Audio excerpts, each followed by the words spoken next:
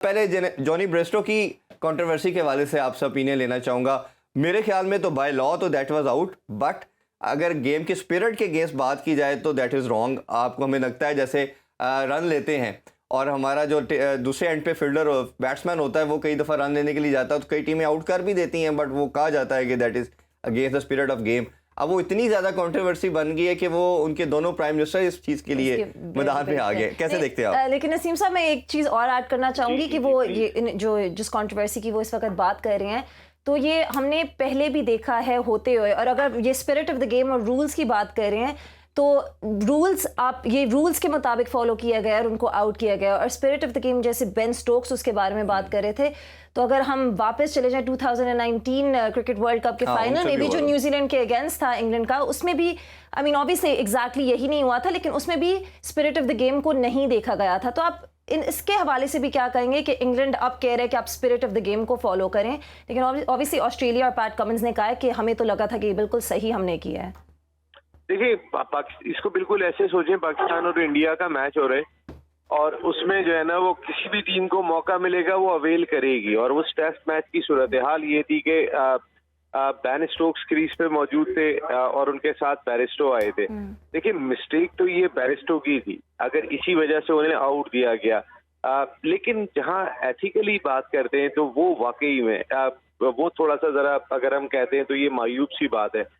देखिए, आपको याद होगा 1987 का वर्ल्ड कप था, कॉर्टनी वॉश ने आउट नहीं किया था, सलीम जाफर रन आउट हो रहे थे और वो नहीं हुए थे, वो मार सकते थे गेंद को, वो आउट हो जाते।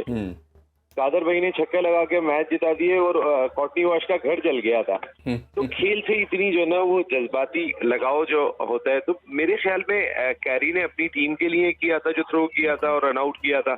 मिस्टेक वो बैरिस्टो की थी। एथिकली जहां हम बात करते हैं, ये जेंटलमैन गेम करार दिया जाता है, वो पता नहीं बचा है या नहीं बचा है, जिस तरीके की अब क्रिकेट हो गई है वो कभी पहले हुआ करता था। तो उसमें जो है वो एथिकली देखिए, दोनों प्राइम मिनिस्टर अपने अपने मौके पर हैं। एक कह रहे हैं लॉ के तहत आउट है, दूसरा कह रहे हैं कि जी एथिकली सही नहीं था, वो भी दोनों अपनी जगह सही है।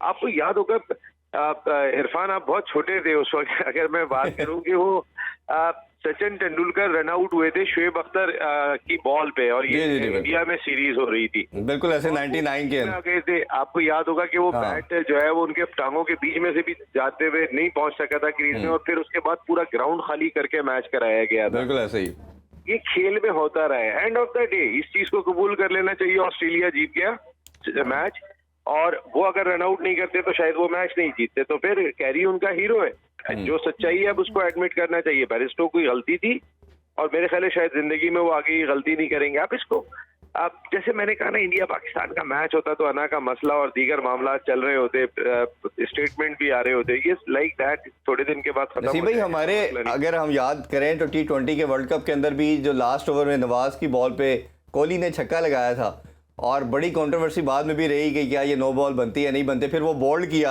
आपको याद होगा। बोल्ड करने के बाद भी वो रन लेते रहे, हमारे फील्डर अपील करते रहे जी ये तो डेड बॉल हो गई है, वो भारतीय प्लेयर ने रन लेते रहे और शायद वही 3-4 रन का डिफरेंस हमें कॉस्ट कर गया। तो ये अगेन प्लेयर्स का भी लॉ का नॉलेज रखना बहुत ज़रूरी है। अच्छा, एक और आपसे जानना चाहूँगा, मिचेल स्टार्क के कैच के हवाले से भी अभी हम बात कर रहे थे।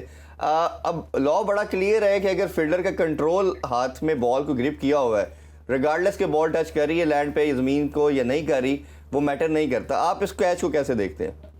देखिए, नए लॉ के तहत अगर उंगलियां गेंद के नीचे आ जाती हैं कैच में तो फिर उस सूरत में वो कैच हो जाता है। स्टार्क ने वो कैच ग्रैब कर लिया था, लेकिन जिस वक्त उन्होंने गेंद जमीन पे लगाई थी उस वक्त उनकी उंगलियां गेंद के नीचे नहीं थी, तो इस वजह से उन्हें आउट करार नहीं दिया। इरफान, मैं जरा एक जरूरी काम से हूँ तो आपका फोन आया था, मैंने जरूर बात की और वो मुझे इंटरव्यू रेडी हो चुका है। चले फिर आपको जरूर डेमो देंगे। बहुत शुक्रिया आपके टाइम का जी, थैंक यू।